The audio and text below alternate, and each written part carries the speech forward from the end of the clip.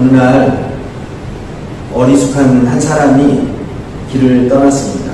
이 사람이 처음 집을 떠나서 혼자서 여행하게 되었는데 이제 주막에 들러서 잠을 자게 됩니다. 또 그날따라 손님이 많았어요. 그래서 혼자서 방을 쓸 수가 없어서 여행하던 여러 사람들이 같이 한 방을 같이 쓰게 되었습니다. 이 사람이 이제 잠을 자게 됩니다. 그런데 잠을 자려고 가만히 누웠는데 잠은 안 오고 이제 걱정이 되는 거예요. 혼자 마음속에. 지금 혼자서 여행은 지금 처음이거든요. 이렇게 여러 사람을 모르는 사람들이 다 같이 한 방에서 잠을 자게 되는데 그러면 내일 아침에 눈을 떴을 때에 이 많은 사람들 중에서 어떻게 나를 찾을 수 있을까? 그러니까 이 사람 어리숙한 사람이죠. 그렇죠?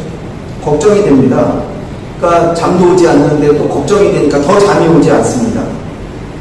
그렇게 한참을 걱정하다가 아주 좋은 생각이 났어요. 좋은 아이디어가 떠올랐습니다. 나를 잃어버리지 않기 위해서 조그맣게 내가 나에게 표시를 해두어야 되겠다 이렇게 생각을 합니다. 그리고 자기 짐 속에 조그마한 표주각을 하나 꺼내서 자기 발목에다 이렇게 묶어두었어요. 그리고 이제 생각을 합니다. 이렇게 묶어두면 내일 아침에 눈을 떠서 나를 쉽게 찾을 수 있겠구나 그렇게 생각을 했어요. 그리고 이제 마음 편안하게 잠이 들었습니다. 그런데 옆에서 이 모습을 지켜보던 한 사람이 좀 이상합니다. 이 사람 좀 이상하잖아요. 그래서 내가 좀 장난을 쳐야 되겠다 이렇게 생각을 했어요. 잠들어 있는 이 사람의 발목에서 그 표주각을 풀러서 자기 자신의 발에 이렇게 묶었습니다. 아침이 되었습니다. 그런데 이 장난을 치던 사람이 먼저 일어났습니다. 그리고 짐을 꾸리고 먼저 길을 떠나게 되었어요. 그런데 옆에서 막 부산하게 움직이는 소리를 듣고 그 어리숙한 사람이 눈을 떴어요. 눈을 떠서 이렇게 딱 보니까 앞에 발목에다가 표주각을 묶고 있는 사람이 지금 막 문을 나서고 있는 거예요. 이 사람이 생각하는 거, 저기 지금 내가 가는구나. 내가 지금 저기 가는구나. 그렇게 생각을 했어요. 그런데 또 깜깜이 생각하면 또 그런데 그럼 여기 있는 나는 누구지? 저기 지금 내가 가고 있는데 여기 있는 나는 누구지? 정신분석학자 프리츠 펄스라고 하는 분이 건강한 사람의 특징을 4가지로 이야기를 합니다. 그러면서 첫 번째로 그렇게 얘기합니다. 정신적으로 건강한 사람은 자기 자신이 누군지를 아는 사람이다. 남들이 뭐라고 하든지 말든지 자신의 정체성을 자기가 알아야 된다는 겁니다. 예를 들어서 남들이 나를 가리켜서 저 사람 참 똑똑하다 그렇게 얘기해도 내가 좀 부족하다, 내가 똑똑하지 못하다는 사실을 내가 알아야 됩니다. 남들이 얘기할 때 저 사람 성공했다 그렇게 얘기해도 나는 성공하지 못했다 그걸 알아야 됩니다. 당신 건강합니다 그렇게 해도 내가 지금 건강하지 못하다는 것을 내가 알아야 됩니다. 여러분 자신을 잘 아는 사람이 정신적으로 볼 때 건강한 사람입니다. 어렸을 때는요 성숙해 보인다 그러면은 이게 참 좋아요. 그렇죠? 그런데 나이가 들면 그게 어느 순간 역전되는 게 있죠. 어린아이들은 보면은요 어른처럼 보이고 싶어 합니다. 그래서 어른들의 신발을 신기도 하고 또 어른들의 화장품을 가지고서 또 화장을 해보기도 하고 그게 다 왜 그러냐면 어렸을 때는 그래요. 나이 들어 보인다, 성숙해 보인다, 이게 어른처럼 보인다, 이게 참 좋아 보여요. 그런데 어느 순간 역전이 됩니다. 어느 순간이 되면은 어리게 보인다 그러면 그때부터 좋아요. 그렇죠? 참 그렇게 생각하면 한국 사람들은요 나이가 어려 보입니다. 인도네시아에서 가장 좋은 것은 이렇게 인도네시아 사람들을 만나서 이야기하다 보면 저를 이렇게 나이를 좀 어리게 봐요. 그러면 또 저는 또 이렇게 물어봐요. 내 나이가 어떻게 되는가? 그러면 또 제 이야기를 듣고서 제 나이를 딱 이야기하는 거 들으면 제가 기분이 막 좋아요. 그러니까 아니라는 걸 알면서도 들으면 기분이 좋아요. 이런 걸 가리켜 착각이라고 합니다. 착각. 여러분 자기를 알아야죠. 자기 자신을 올바로 아는 사람이 건강한 사람입니다. 자기를 알아야 됩니다. 아마도 역사상 가장 자기 자신을 똑바로 알았던 한 사람을 이야기하려면 성경에 있는 사도 바울이 아닌가 이런 생각을 합니다. 그는 위대한 사도였습니다. 이방인의 사도였습니다. 모두가 그를 하나님의 위대한 종으로 그렇게 생각을 하고 존경을 합니다. 그런데 로마서 7장에 보면 사도 바울 스스로가 그렇게 고백을 합니다. 진실하게 고백을 하는데 나는 원하는 바 선을 행할 수 없고 원치 않는 바 죄만 짓는 사람이다. 오호라 나는 공고한 사람이로다. 이 사망의 몸에서 누가 나를 건져내리라. 얼마나 진실했는지 모릅니다. 디모데 전서 1장 15절 그는 또 그렇게 고백합니다. 나는 죄인 중에 괴수다. 이렇게 고린도서 15장에서 사도 바울이 이렇게 말합니다. 나의 마댐은 오직 하나님의 은혜라. 아멘. 여러분 자기의 정체를 분명히 알고 있습니다. 장점이든 단점이든 다 알고 있습니다. 이것이 건강한 사람이죠. 그러니까 아무리 겉모습이 건강하다고 해도 자기 자신을 모르는 사람은 이것은 건강한 것이 아닙니다. 다른 사람의 말을 너무 중요하게 생각하지 마세요. 다른 사람의 평가가 여기에 너무 우리가 좌우되면 여러분 이건 자기 자신을 잊어버릴 수가 있습니다. 스스로 분명히 알아야 됩니다. 두 번째로 건강한 사람은 어떤 사람인가? 그렇게 얘기합니다. 두 번째, 자신의 삶에 대해서 책임을 지는 사람이 건강한 사람이다. 이렇게 이야기를 합니다. 그러니까 자기 행동에 대해서 전적으로 누가 책임을 져야 돼? 내가 책임을 져야 돼. 반대로 건강하지 못한 사람들의 특징은 뭐냐면 책임을 항상 다른 사람에게 전가를 합니다. 그러니까 성인과 어린아이의 차이점, 스스로 책임을 지는 사람이 어른이고 어른은 책임감이 있는 거예요. 그러니까 자꾸 핑계대고 그러면 이 사람은 아직 어린 거죠. 요즘 좋은 소식들이 별로 없습니다. 한국에서도 그렇고 인도네시아에서도 그렇고 별로 없는데 도쿄올림픽이 진행되고 있죠. 이제 8일 예배 드리는 시간으로 오늘 주일입니다. 주일 오늘이 이제 폐막식을 한다고 그렇게 이야기합니다. 많은 사건, 사고들이 있었습니다. 올림픽에 대해서 평가를 할 때 가만히 들어보면 좋은 평가는 별로 없는 것 같아요. 그런데 그 뒤에 이렇게 가만히 들려오는 이야기를 보면 일본이 올림픽을 성공적으로 개최하지 못했던 그 이유, 원인에 대해서 이야기를 하면서 자꾸 한국 탓이라고 그렇게 이야기합니다. 여러분, 책임을 지는 사람이 성인입니다. 책임을 지는 사람이 좋은 것입니다. 그렇죠? 나라도 그렇고 사람도 그렇고 건강한 사람 우리가 좀 책임을 질 수 있기를 바랍니다. 핑계하지 않기를 바랍니다. 또 펄츠는 그런가 하면 세 번째로 건강한 사람의 특징에 대해서 얘기할 때 그렇게 얘기합니다. 건강한 사람은 현실을 도피하지 않는다. 그러니까 건강한 사람은 현실과 맞서서 도전할 것입니다. 이런 사람이 건강한 사람이죠. 물러서지 않습니다. 현실을 향해서 정면으로 도전하는 그런 의지가 있는 사람이 건강한 사람이다. 이렇게 됩니다. 여러분 우리 신앙인들은요 그래서 그런 거예요. 기도하면서 우리는 맞서야 돼요. 기도하면서 하나님이 여러분에게 힘과 지혜를 주실 줄로 믿습니다. 아멘. 네 번째로 프리츠펄츠는 또 그렇게 얘기합니다. 어떤 사람이 건강한 사람일까? 자기 감정을 다스릴 줄 알아야 된다. 분노하지 않아야 됩니다. 건강하지 못한 사람 자기 자신을 다스리지 못해요. 그래서 막 몸부림을 칩니다. 이런 사람은 건강하지 못한 사람이에요. 성경도 그렇게 이야기를 하죠. 잠언 16장 32절 말씀에 보면 노하기를 더디하는 자는 용사보다 낫고 자기 마음을 다스리는 자는 성을 빼앗는 자보다 나으니라. 힘들고 어려울 때 우리의 감정을 다스릴 수 있기를 간절히 소원합니다. 17세기 체코의 유명한 교육학자가 있습니다. 코메니우스라고 하는 분이 있는데 그분이 지은 책 중에 팜파디아라고 하는 아주 유명한 책이 있습니다. 거기 보면 인간이 지식을 얻는데 지식을 형성하는 과정을 세 가지를 가지고 있습니다. 어떻게 지식을 형성하는가? 세 가지를 먼저 첫 번째는 감각을 통해서 지식을 얻는다는 겁니다. 오감이라고 하죠. 센스라고 하는데 오감. 지식을 얻는 제1의 통로가 바로 감각입니다. 감각. 보고, 듣고, 맛보고, 냄새 맡고, 만지고. 여러분 이것을 통해서 지식이 생긴다는 겁니다. 그런데 중요한 것은 볼 때도 똑바로 볼 수 있습니다. 듣는 것도 똑바로 들어야 됩니다.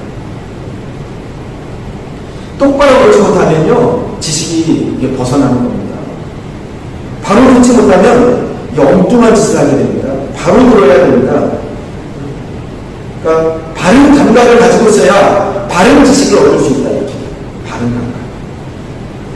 두 번째로 어떻게 교육이 일어나고 지식을 얻는가? 이성을 가지고 있어야 된다. 이성을 통해서 지식을 얻는다는 겁니다. 건강한 이성을 통해서 건강한 지식을 얻는다. 이성을 건드리면 안 됩니다. 이성을 통해서 우리는 이해합니다. 판단합니다. 비교하고 분석하고 논리적으로 생각할 수 있습니다. 그런데 이성 자체가 올바르지 않으면 올바른 지식을 가질 수가 없어요. 자꾸 왜곡하잖아요. 특별히 이성이 자유롭게 자기 기능을 다할 수 있어야 됩니다. 그래야 바른 지식을 얻을 수 있다. 이렇게. 세 번째로 우리가 지식을 얻기 위해서는 무엇이 중요한가? 세 번째가 중요한데 그건 바른 신앙이 있어야 된다. 이렇게. 감각과 이성으로 우리가 모든 것을 다 알 수는 없습니다. 언제나 우리가 잊지 말아야 될 것이 있는 것이 뭐냐면 보는 것이 모든 것이 아니다. 그렇죠? 생각하는 것이 모든 것이 아닙니다. 그 이상의 세계가 있습니다. 그 세계는 어떻게 아는가? 믿음으로 아는 것, 신앙으로 아는 것입니다. 사랑이 보입니까? 어떻게 알아요? 믿음으로 아는 겁니다. 만져서 알 수가 없습니다. 진리, 눈으로 보입니까? 진리는요, 믿음으로만 알 수 있는 것입니다. 그러므로 히브리서 11장 3절 말씀에 보면 천지를 하나님께서 창조하셨어요. 그것을 우리가 어떻게 하는가? 믿음으로 한다. 그렇게 얘기합니다. 믿음으로 보이는 세계가 하나님의 말씀으로 지어진 줄을 우리가 아나니 보이는 것은 나타나는 것으로 말미암아 되는 것이 아닙니다. 믿음으로 안 되게 믿음으로. 그렇습니다. 창조할 때 내가 존재했던 것 아닙니다. 내가 그 자리에 있었던 것 아닙니다. 그러나 우리는 믿음으로 압니다.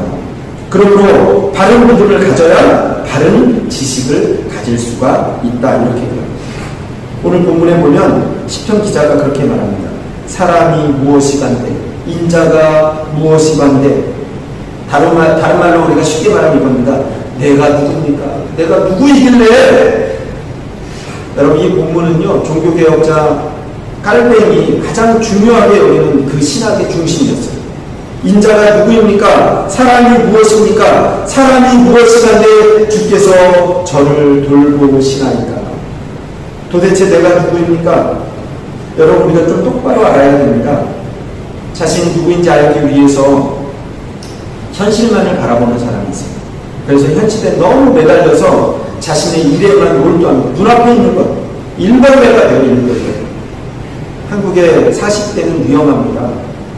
40대 많이 죽는다는 이야기를 해요. 특별히 남자가 여자보다 4배 많이 죽어요.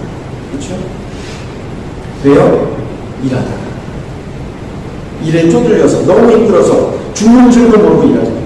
요즘 계속 들려오는 얘기 중에 과로사고 택배기사들이 죽고 뭐 이런 얘기를 많이 들어요. 여러분 일을 하기 위해서 내가 존재하는 것 아닙니다. 그런데 우리가 일만 생각할 때가 있어요. 거기에 목숨을 겁니다. 여러분 이거 참 위험한 것입니다. 어떤 사람들은요 자기 자신을 알기 위해서 발견하기 위해서 동물의 세계를 보는 사람들도 있어요. 동물의 모습을 통해서 자기를 발견한다 이렇게 이야기해요. 흔히 말하면 어떤 사람들이 그러냐면 진화론적인 인간론을 가지고 있는 사람들이 그래요. 그 대표적인 사람이 공산주의를 만든 칼 막스라고 하는 사람. 이 사람은 동물의 세계를 봅니다. 동물의 세계를 보면서 그렇게 얘기합니다. 사람은 최고로 진화된 가장 고등한 동물이다 이렇게 말해요. 동물과 인간이 같다는 겁니다. 침팬지가 그렇고 고릴라가 그렇고 원숭이가 그리고 인간이 같다 이렇게 얘기합니다. 그러면서 동물의 세계에서 인간의 모습을 찾습니다. 그리고 3가지를 찾았어요. 그리고 3가지를 배웠다고 얘기합니다. 동물의 세계에 보면 무엇이냐면 첫 번째 생존 경쟁이 있어요. 생존 경쟁. 여러분 동물의 세계는 우정 생존 경쟁이 있습니다. 그래서 내가 살기 위해서는 남을 죽여야 될 것입니다. 이것을 배우는 거예요. 내 명예를 위해서 남을 죽입니다. 내가 살기 위해서 많은 사람을 죽입니다. 그러니까 이렇게 지금 우리 삶 가운데 사는 사람들이 있어요. 이 사람들은 다 동물에게서 배운 대로 삽니다. 그러나 인간은 그렇지 않습니다. 우리 가끔 보면 남을 살리기 위해서 내가 죽기도 합니다. 인간은 그게 희생이다, 희생. 동물의 세계에서 또 한 가지 배운 것이 있습니다. 그게 뭐냐면 약육강식 아시죠? 큰 짐승이 작은 짐승을 잡아먹습니다. 작은 짐승이 더 작은 짐승을 잡아먹습니다. 이게 약육강식입니다. 힘의 세계죠, 힘의 세계. 세 번째로 동물의 세계를 통해서 배울 수 있는 게 뭐냐? 그렇게 적자생존을 배웠다. 적자생존. 적자생존이란 말 좀 어렵죠. 이런 얘기입니다. 환경에 적응한 동물은 살 수도 있어요. 그러나 변하는 환경에 적응하지 못하면 죽어야 된다는 겁니다. 이 세 가지를 동물을 통해서 배웠다는 겁니다. 그러면서 그렇게 사람도 마찬가지다. 그래서 공산주의자들 훈련할 때 보면은 쇠뇌 동작을 하는데 제일 먼저 가르치는 게 진화예요, 진화. 그러니까 여러분, 공산주의에는 인간이 없습니다. 인간론이 없습니다. 모든 게 다 유물론입니다. 그래서 결국 공산주의는요, 그래서 결국 무너졌어요. 왜냐하면 동물로부터 인간을 찾으려고 했거든요. 그게 너무 위험한 생각입니다. 분명하면서 동물을 통해서 나를 발견할 수 없어요. 저는 동물의 왕국 좋아하고 동물들을 참 좋아하는데 예전에 제가 TV를 보니까 동물의 세계가 나오는데 사자가 나와요. 사자. 여러분, 사자가 참 멋있지 않습니까? 갈기도 있고 항상 이렇게 참 이 평안한 것 같아요. 평안한 것. 적이 없잖아요. 사자는 얼마나 좋을까? 농사도 안 짓는데 일도 안 해요. 사자가 하는 일이 뭐냐면 매번 보면 낮잠이라고 낮잠. 여러분, 그리고 또 배고프면 잡아먹어. 그러니까 사자가 많이 잔대요. 그러니까 사자가 하는 일이 뭐냐면 먹고 자는 거예요. 먹고 자는 거. 다른 동물들은 다 자기 먹이 아무거나 잡아먹으면 됩니다.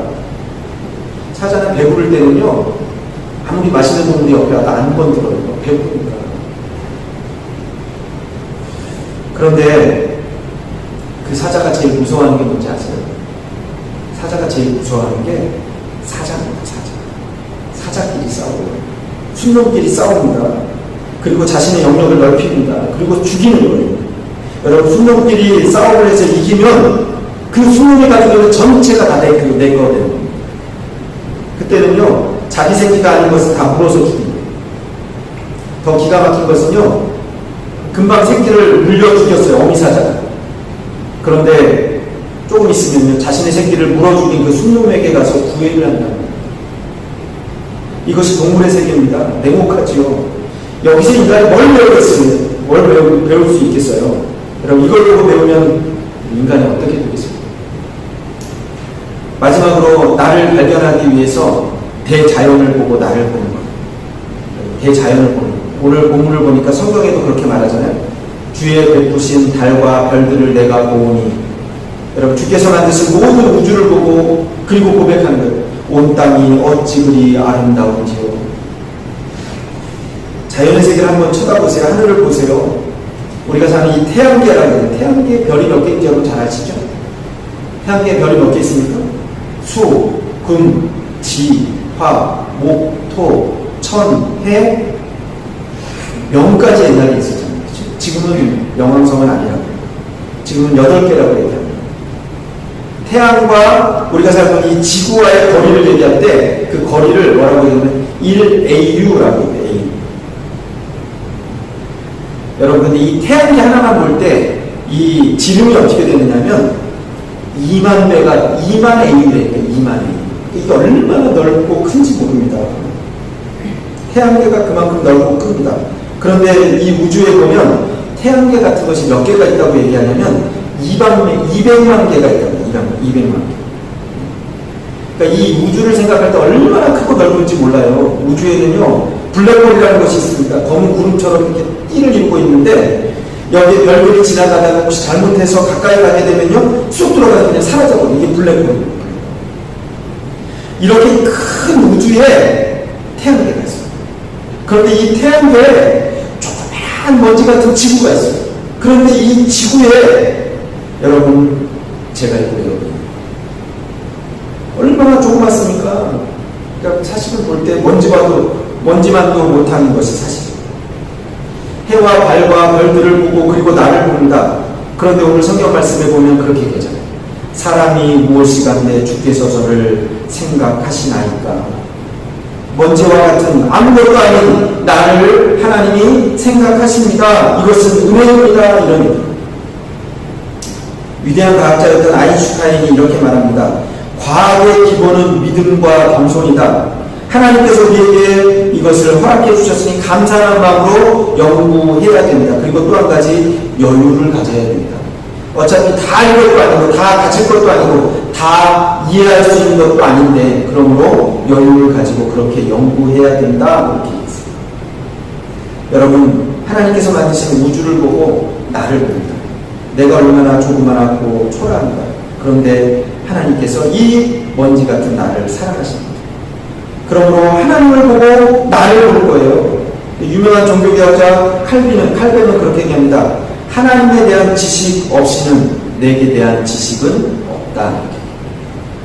하나님을 알아야 나를 알 수 있습니다. 그것이 인간입니다. 어째서 그 조그마한 인간을 하나님이 사랑하십니까? 존귀와 영광으로 관을 씌우셨습니까? 예수님을 믿는다는 것이 무엇입니까?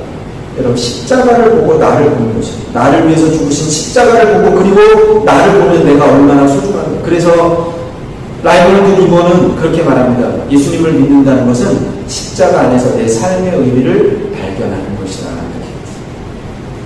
오늘 본문 마지막으로 보면 또 사명을 보고 나를 보아야 된다. 이렇게. 우리 한번 6절에서 8절 말씀, 시편 8편 6절에서 8절 말씀을 우리가 한 목소리로 같이 읽겠습니다. 시작. 주의 손으로 만드신 것을 다스리게 하시고 만물을 그의 발 아래 두셨으니 모든 소와 양과 짐승며 공중의 새와 바다의 물고기와 바닷가에 다니는 것입니다. 하나님은 내게 소원을 두고 행하셨습니다.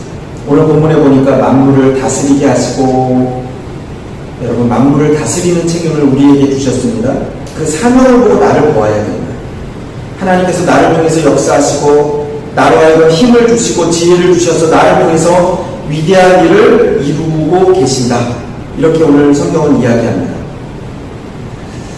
오늘 본문 만물을 다스리게 하시고 이렇게 기록이 되어 있는데 창세기 2장에 보면 하나님께서 사람을 창조하실 때 사람에게 사명을 막 일을 주셨습니다. 만물을 다스리라 이렇게 말씀하셨습니다. 조기 은퇴하신 분이 있었습니다. 목사님이 이분을 만나서 상담을 합니다. 상담을 하는데 이분에게 그렇게 물었어요. 요즘 은퇴하셔서 얼마나 힘드십니까? 이렇게 말했어요. 그랬더니 이 은퇴하신 분이 목사님에게 이렇게 물어요. 아니요, 그동안 짐이 너무 무거웠습니다. 이것도 해야 되고 저것도 해야 되고 성과 내야 되고 또 평가도 받아야 되고 밑에 사람들은 자꾸 말썽을 일으키고 너무 짐이 무거웠습니다. 그런데 이렇게 퇴직을 하고 나니까 너무나도 시원하고 아주 자유롭습니다. 이렇게. 그래서 목사님, 아, 그렇군요. 이렇게 말을 했습니다. 얼마 있다가 또 만났어요. 그런데 그분의 말이 바뀌었습니다. 그분이 그렇게 얘기합니다. 목사님, 무거운 짐을 지고 있을 때가 더 좋았습니다. 여러분, 책임을 진다? 그것이 나의 삶의 영역입니다. 만물을 다스려라. 그런데 그 속에 행복이 있습니다. 그 속에 자유가 있고 그 속에 삶의 보람이 있습니다. 우리 교회는요, 사실은 선교하기 위해서 세워진 교회예요. 하나님께서 왜 이꽃 찌가랑에 가나안 교회를 허락하셨는지 다른 거 아니고 우리에게 사명이 있어요. 그게 선교입니다. 그러니까 우리 교회는 사실 선교하는 공동체예요. 요즘 힘들고 어려운 가운데 지난 주간에 우리 교회에 여러 가지 요청이 들어왔어요. 발리에서 신학교 기숙사를 짓다가 지금 어렵잖아요. 그러니까 멈췄대요. 그래서 좀 도와주세요. 이렇게. 그리고 또 깔리만단에 있는 현지교회 9곳에서 마스크를 좀 보내주세요. 이런 요청이 들어왔습니다. 처음에 예상할 때 그랬어요. 우리 교회도 건축하느라고 힘든데 경제적으로 어렵고 넉넉하지 못합니다. 그런데 우리에게 맡겨진 사명이 있잖아요. 우리 교회가 신학교 기숙사 건축하는 데로가 건축공분을 선교비를 보내고 깔리만단에 또 마스크를 보내고 이런 일들을 우리가 합니다. 또 지난 주간에 어제 제가 받은 내용은 그렇게 나와요. 지금 이렇게 힘들고 어려운 가운데서도 선교지에서 역시 선교를 하고 있는 선교사님들이 많이 있어요. 물론 또 어려움 속에 한국으로 또 올라가는 분들도 많이 있습니다. 근데 요청이 들어왔어요. 어떤 요청이 들어왔냐면, 현지에서 선교하는 목사님들, 선교사님들이 지금 많이 어려운데, 혹시 이 위험한 가운데서도 약품을 좀 보내주실 수 있냐? 약품. 그러니까 구급약이죠. 구급약들을 지금은 구할 수가 없어요. 빨리만단에서 연락이 왔는데 산소통이 없대요. 산소통. 거기에. 그러니까 돈을 줘도 산소통을 못 산다. 그런 것들을 우리가 이렇게 듣게 됩니다. 여러분, 우리 교회에게 맡겨진 사명이 있어요. 사명을 감당할 수 있기를 간절히 소원합니다. 제가 여러분 이제 가만히 있지 마세요. 여러분 누굽니까? 내가 누굽니까?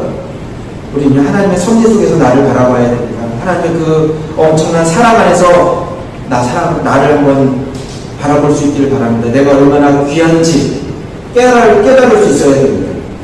그리고 분명한 것은 주님께서 내게 바라고 있는 사명이 있어요. 그 사명 속에서 우리 스스로를 좀 바라볼 수 있기를 바랍니다. 그리고 고백할 수 있어야 됩니다.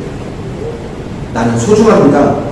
인자가 무엇입니까? 무엇이 간데 저를 생각하시고 저를 사랑하십니까? 하나님의 사랑 안에서, 하나님 안에서 나를 발견하고 예수 그리스도의 십자가 안에서 나를 발견하시길 바랍니다. 그리고 주님께서 허락하신 귀한 사명 속에서 소중한 나를 발견할 수 있기를 주님의 이름으로 축원합니다. 다 같이 한번 기도하겠습니다.